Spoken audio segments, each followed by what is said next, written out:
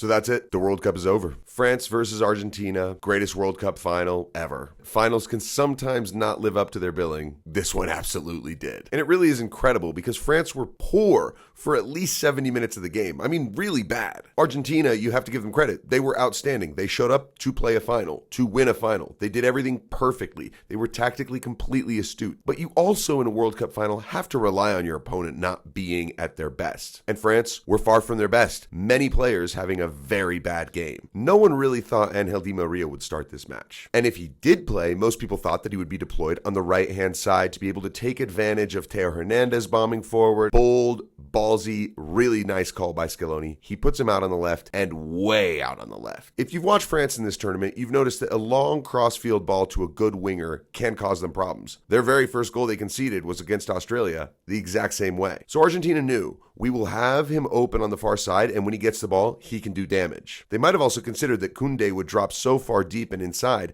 that Dembele would be the one to have to go and defend Di Maria. That is not a matchup France wanted, and it's the one that made all the difference. Angel Di Maria was taking not only Dembele, but also Jules Koundé to school on that side, ended up drawing a penalty from Dembele. Lionel Messi scores, it's 1-0, but then they score a second that is just sublime. One of the best team moves of the tournament that ended in a goal. There are a few others, but this one was outstanding, and it came in such a decisive moment. It just felt like, well, that's it? How can Argentina blow it from here? Of course, this World Cup has shown us surprises, so you thought France might wake up. At this point, Didier Deschamps saw that there was a big problem. Ousmane Dembele was really struggling. He let a ball go under his foot early in the half and never recovered. It's really sad for a player like that because every time he touched the ball, he lost it. Then he gives away a penalty. It's an absolute nightmare. He probably was thinking after the game, I'm going to wake up and today is going to be the day of the World Cup final when I wake up, as opposed to it just happened and I had an absolute nightmare. So I feel for him. But this is where Didier Deschamps earns his stripes, in my opinion. Olivier Giroud, from what I understand, was carrying a knee injury from the England game, and France were toying with the idea of a different lineup that involved Mbappe through the middle, Kolo Muani or Dembele on the right, and Thuram on the left. And you saw it after just 40 minutes. A lot of people were surprised. Why not wait till halftime? Well, in this World Cup, you don't just get 2-3 minutes of added time. At 40 minutes, there were about 12 minutes still to be played, which is absolutely enough time for Argentina to make it 3 and put the whole game out of reach. So Deschamps had to pull the trigger. 2-0 at halftime. Let's see how these changes work. And the weird thing is, it just didn't seem to change much. Yes, Thuram and Kolo Muani were offering more in terms of physicality, and every now and again turning the Argentine defense around, but there wasn't really a whole lot happening. Mbappe seemed like a passenger, seemed like he was going to have one of those finals to forget. France recorded their first shot in something like the 75th minute, but then all of a sudden, the game changes. One big ball over the top, Otamendi does not deal with it well at all, Kolo Muani strips him, gets into the box, and gets fouled. Red card? I mean, that is a really interesting debate, not one I've heard much about. But Otamendi stays on the field. I don't know if he even got a yellow, and France do get a penalty. Kylian Mbappe steps up, bottom corner. I think Emi Martinez did get a hand on this one, but it's in. It's 2-1, and finally, it's game on. It was like, okay, can France please wake up and make this interesting? I thought a goal would help. I didn't think this would happen. Kingsley Coman making a recovery run, bodies Messi off the ball, steals it, plays it to Rabiot. Rabiot plays it across, and then we witness absolute brilliance. Mbappe's 1-2 with Thuram with the header and then the volley touch over the top is exquisite. But the finish is insane. We all know that that's an incredible shot to take, but in that moment, you've just scored 90 seconds ago. There's only 10 minutes to play in the World Cup final. This needs to go in, and he has enough time to take a touch probably and bring it down. But no, he goes ahead and volleys it. Unbelievable goal. It's 2-2, and we've just witnessed 90 seconds of madness. After this, France really did look like the team that could get a goal if there was going to be one more. There was a moment where Kingsley Coman got away from one of the defenders, got fouled, and was able to actually get up and keep going, but the referee had just started to blow his whistle and followed through with it. What this could have been for France if that break had been allowed to go. But I'm not going to go sour grapes here. This was a well-officiated match. Argentina survived, and the game goes to extra time. Now, Argentina in extra time were pretty good. They settled down and regained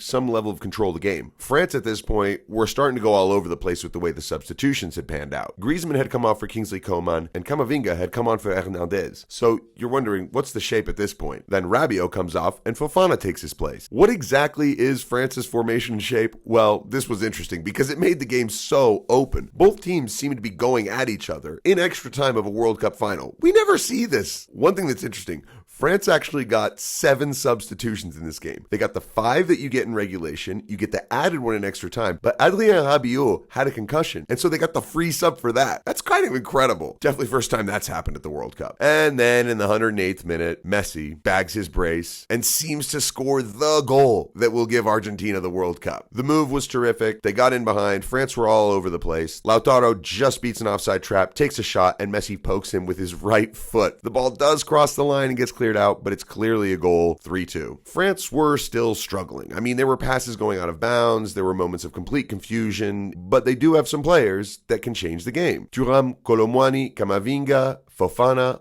all of the subs stepped up when they stepped on. Camavinga was excellent in extra time. Kylian Mbappe gets the ball, cuts in, takes a shot, and Montiel's arm is above his body as he's sliding to cover. The ball hits his elbow. It's a handball. Now, Harry Kane took 2 penalties against Hugo Lloris, and he missed the second. What was going to happen here? Kylian Mbappe steps up to take this penalty. Now, I was not surprised, but I had no idea how this was going to go or where he would shoot. And guess what? He goes same side, 3-3. What is going on here? I mean, seriously?